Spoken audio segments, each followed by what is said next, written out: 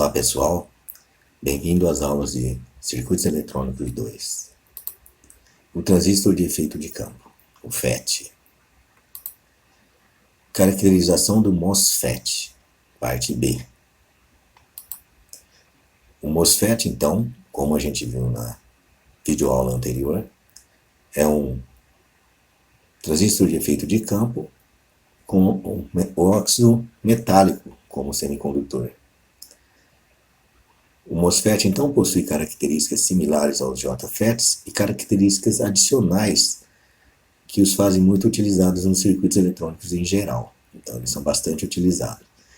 Basicamente, existem dois tipos. O MOSFET do tipo depressão e o MOSFET do tipo intensificação. Nessa aula, a gente vai ver o MOSFET do tipo depressão. A construção do MOSFET, então, do tipo depressão, ele leva em consideração um substrato, e nesse caso aqui, o MOSFET de canal N tem um substrato do tipo P. Então aqui, dentro desse substrato aqui, é colocada uma área dopada negativamente, outra área dopada negativamente também, ligados por um canal dopado negativamente, ou seja, a gente fala que é um canal do tipo N. Nesses dois pontos aqui, onde eu tenho esses elementos do tipo N aqui, eu coloco então o contato ôhmico para ligação do dreno e o contato ôhmico para ligação da fonte. Esse contato ôhmico, então, ele está ligado diretamente nessas áreas dopadas com elétrons. Então, essas áreas N que estão aqui. Enquanto que eu tenho o gate, e dessa vez aqui, o gate com o contato ôhmico dele, não conectado diretamente ao canal N, como era no JFET. Nesse caso aqui, a gente tem, então, uma camada isolante aqui de dióxido de silício. Esse dióxido de silício é uma camada isolante que faz com que o contato ôhmico do dreno não esteja ligado diretamente com o canal N do nosso elemento de condução. Então eu tenho aqui então, um isolante fazendo isso aqui. Então qual que é a ideia? A ideia é que quando a gente polariza esse transistor aqui, a gente consiga, através do campo elétrico, da polaridade que a gente tem entre o que está no gate, no contato ôhmico do gate, com o que a gente tem aqui no canal N aqui, faça com que a gente tenha cargas se repelindo ou se atraindo. Então, dependendo da tensão que a gente coloca aqui, eu vou gerar um campo elétrico entre esses dois aqui, com esse isolante no meio desse contato. Então, essa aqui é a ideia. Por isso que ele é um elemento controlado por tensão. Então, não há conexão elétrica direta entre o terminal da porta com o canal do MOSFET. Então, essa camada isolante é o que dá para a gente a possibilidade de ter uma alta impedância de entrada desse dispositivo. Muito maior do que a alta impedância que a gente tinha do transistor bipolar de junção e também do JFET. Então, esse transistor é constituído dessa maneira. Como que ele vai operar? Então, a gente vai ver a primeira coisa aqui, operação em VGS igual a zero, semelhante ao que a gente viu no JFET, onde eu coloco aqui o VGS, que é a tensão entre gate e source, para o terra. Nesse caso aqui, eu coloco uma tensão aqui em VDD, que a gente chamou uma bateria, que vai estar ligada no dreno e na fonte, e tem um outro elemento aqui agora, contato ôhmico, que está conectando e aterrando essa outra parte aqui também dele. Então eu tenho um pino a mais aqui para ele. Então, com VGS igual a zero e VDD aplicada, então é estabelecido um fluxo de elétrons nesse sentido aí.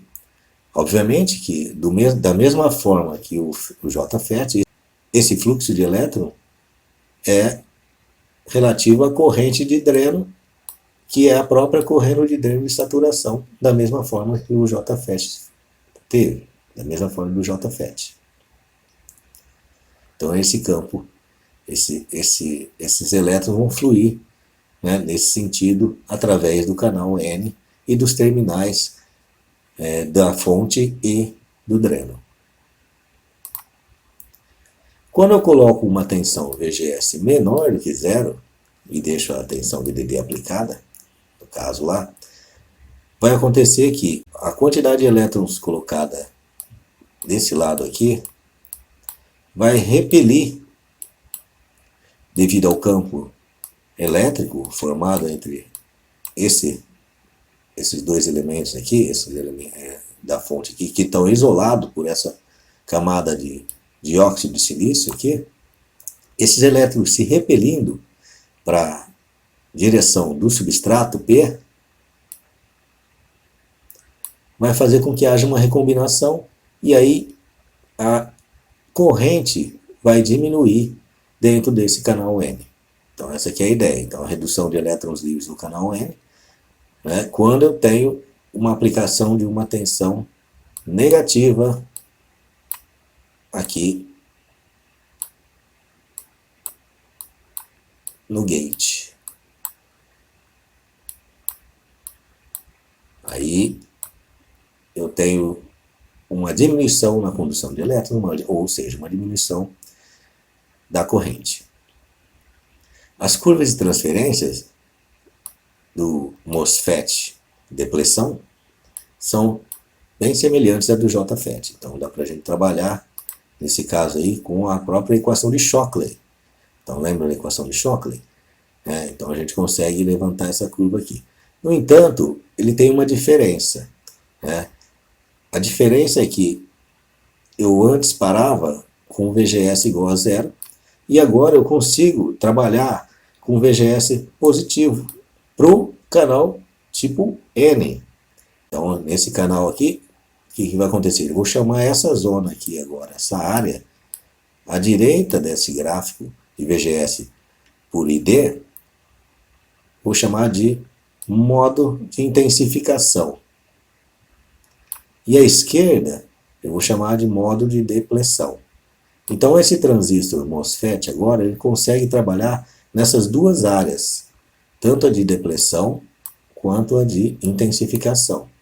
Eu consigo então ter um aumento muito grande da corrente, conforme eu vou subindo aqui, ó, para esse lado da curva, quando eu coloco tensões positivas, nesse caso do MOSFET, devido à sua construção mecânica que a gente viu no slide anterior. Então, ele trabalhando no modo depressão, MOSFET trabalhando nesse modo depressão que está aqui, eu tenho as mesmas características quando o VGS igual a zero, eu tenho o IDSS, está aqui. Quando o VGS é menor que zero, esse IDSS, ou seja, o ID vai diminuindo até eu chegar aqui no meu VDP, onde eu não tenho mais condução nenhuma de corrente. E a curva que rege esse lado do modo depressão para o MOSFET é a própria equação de Shockley. Então não modifiquei nada na minha análise, né, que eu tenho aqui do meu transistor MOSFET para o transistor JFET. Então a mesma análise é feita aqui, a mesma construção de curva e assim por diante. No MOSFET do tipo depressão, no modo intensificação, ou seja, desse lado aqui agora, desse lado dessa curva de transferência que a gente tem, quanto mais eu aumentar então o meu VGS aqui, eu permito uma corrente maior de funcionamento para o transistor.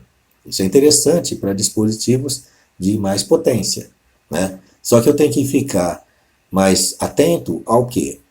A própria curva de potência do transistor, para não danificá-lo. Então eu tenho que prestar atenção se eu consigo então alcançar grandes correntes sem danificar o transistor. Então eu estou limitado a uma parte de potência, como naquela nossa curva de operação que a gente mostrou na aula anterior. Então para essas tensões aqui maiores do que 0, eu posso fazer com que essa curva aqui suba indefinidamente. No entanto, tem que prestar atenção no limite de potência do transistor, senão ele queima. Desse lado ainda, essa curva, ela segue ainda a equação de Shockley. Então é interessante, porque esse dispositivo permite que a gente aumente essa corrente em níveis maiores aí, para VGS positivo.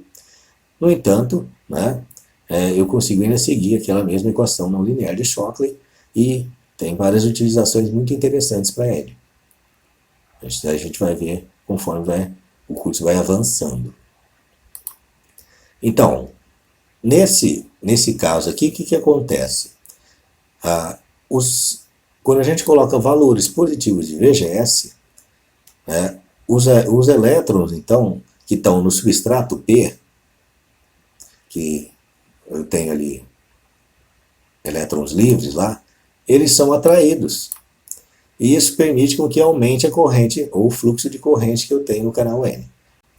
De novo, né, devido à acentuada elevação da curva, né, deve-se tomar cuidado com a especificação da corrente máxima para eu não ultrapassar a potência máxima permitida do transistor e assim danificá-lo. O MOSFET depleção do tipo P, então, é diferente do tipo N, né, agora, no sentido de que ele muda todos os sentidos das fontes e das correntes. Então, minha curva de transferência, assim como no JFET, ele altera, né, para o lado positivo, o lado de depleção, e para o lado negativo agora, o lado de intensificação. Então, aqui continua. E ele continua sendo regido normalmente pela equação de Shockley, só que eu altero todo o sentido das fontes. E tem aqui as curvas, né, semelhantes às existentes que a gente levantou do transistor JFET. Então as curvas são semelhantes. No entanto, a única diferença para ele é que ele trabalha também no lado de intensificação.